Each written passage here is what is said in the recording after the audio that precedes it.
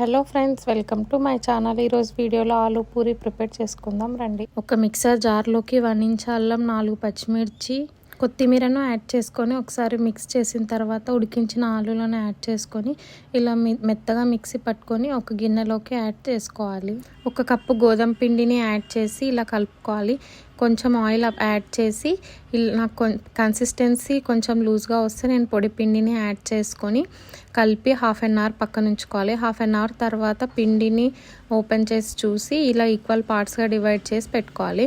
ఇప్పుడు పొడి పిండిని అప్లై చేస్తూ పూరీలాగా ఒత్తుకోవాలి.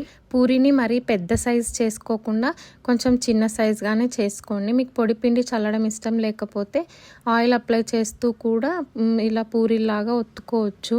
పూరీలు మరీ పెద్దవిగా చేస్తే మన దగ్గర అంత పెద్ద బాండి ఉండవు కాబట్టి సరిగ్గా పొంగవు. ఈ సైజులో చేసుకుంటే పూరీలు చక్కగా పొంగుతాయి.